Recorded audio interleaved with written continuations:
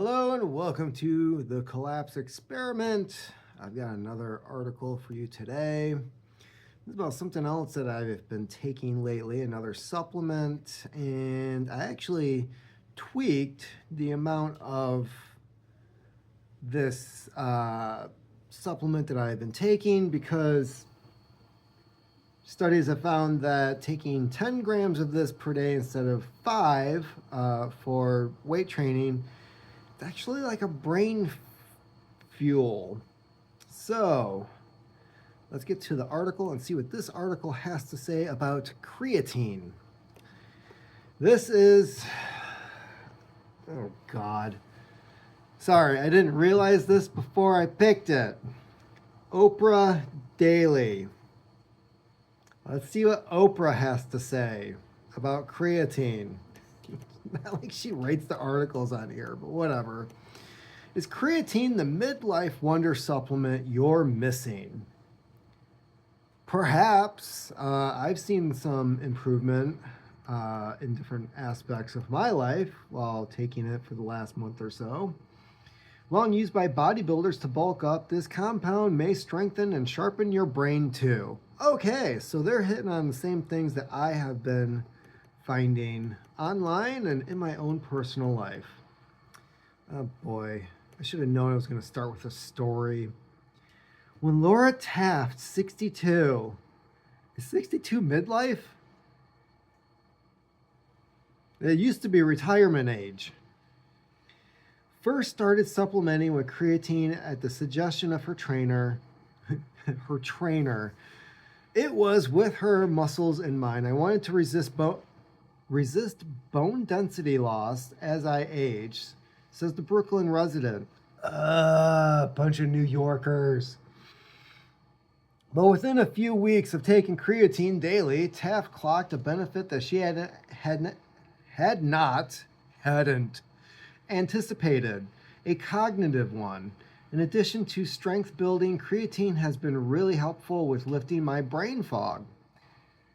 Yeah, I have found the same thing. The best evidence of that, she adds, may be that she remembers to take it every day.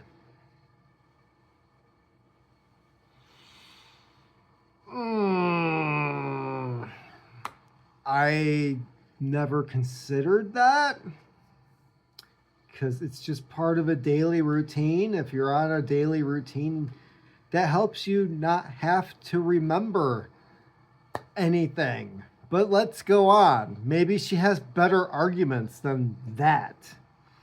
Taft's experience reflects a broader shift in creatine's target audience. Once a word rarely heard uttered outside of powerlifting circles, nowadays creatine is attracting new interest among women. Middle-aged women at that. 60, is that middle? That's like borderline, isn't it? Come on. The middle-aged women, according to doctors, it's for good reason. What is creatine anyway? Creatine is a natural compound that our bodies make using 3 amino acids. Boards, blah, blah, blah, credentials. Its main job is to help make ATP, the body's main source of energy in muscle and brain tissue. Creatine is produced in your liver, kidneys, and pancreas, and the majority of it, around 95%, is stored in our skeletal muscles. Pregnancy, blah, blah, blah, blah, blah, blah, blah, blah, blah. I have many degrees. But while the body may naturally produce creatine, that amount covers only a portion of what the muscles use, particularly if you're active or working on building them. Another person with a bunch of... Though creatine is also found in animal-based foods such as red meat, poultry, and fish, for your body and brain to really reap the benefits, you'll need to eat a few pounds a day. Hence, supplements. Yeah, the whole you'd have to eat pounds of the stuff. And there is such a thing as protein poisoning, or eating too much protein, like beef, can actually be bad for you. how creatine helps muscles. In the 90s, supplementing with creatine rose to popularity among the bodybuilding masses, as did the first wave of scientific studies supporting its ability to bolster muscle mass. How does it do it? Creatine phosphate stored in muscles is responsible for supplying energy for quick anaerobic bouts of muscle contraction. We use these CP stores within 10 to 30 seconds, she adds. So the higher the stores we have in the muscles, the more our energy output. This means creatine provides more capacity to lift a heavier load and withstand fatigue while doing so. And that increased strength of work produces greater muscle growth. So you're able to train harder, lift heavier, and crucially recover faster because creatine is key for both muscle metabolism and muscle repair. Let's get to the rest of your body may benefit. While the research on creatine and muscle is long-standing and robust, fewer research points to additional benefits. One area is the brain, which makes sense considering that the brain relies on ample amounts of ATP, which is, as a reminder, creatine helps create to function.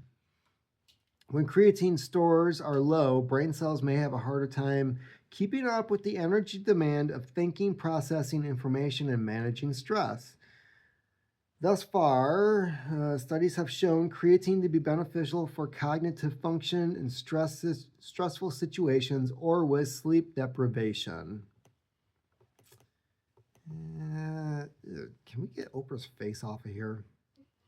Another area of research growth is reproductive health. Estrogen levels affect creatine metabolism and play a role in both the synthetic and bioavailability of creatine. This is why creatine levels fluctuate with the menstrual cycle and other hormonal changes like drop in estrogen during menopause. Okay, so I want to say my viewers are like 2 to 3% women. So for the sake of the majority of my audience, I'm going to skip some more of this. Ladies, you should probably be researching this on your own. Anyways, if you're watching this video, why women in midlife may be the biggest winners. Awful lot of points to this article. And of course they're selling stuff at the end of this article. The whole point is to push sales apparently on Amazon through these articles. Are these supplements safe?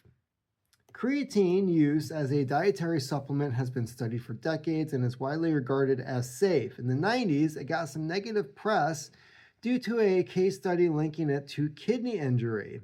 But the study has since been debunked and superseded by thorough safety reviews. Still, people with kidney issues should check with their doctor before taking the supplement. That kind of tells me there's something to that study. If they're still pushing the idea of like, hey, if you have kidney issues, talk to your doctor first. Because I remember I was taking creatine back in the early 2000s, and it came in a drink. It was like a punch. And it was, I remember going by what the instructions on the container said, which was to take it before a workout and to take it after a workout. And I don't know what the measurements were. It was a decent sized scoop. It was enough to where you're going to fill a normal sized glass with water. And not long, I'd say like a week after I started taking it as directed, I started having kidney pain. And then not long after that, we actually had a guy who was training to be a firefighter in the area who started taking creatine, and he came in for what he believed to be possibly kidney stones. But then when the doctors were like, hey, are you taking anything? Like, you working out, blah, blah, blah. Yeah, I started taking creatine so I can pass my physicals. And they were like, yeah, we think that might have something. It was different then. It was a drink. I don't know how it was measured, because it's definitely different from what I get today, which is just simply a powder that's added to my smoothies. It's a tiny tiny scoop, like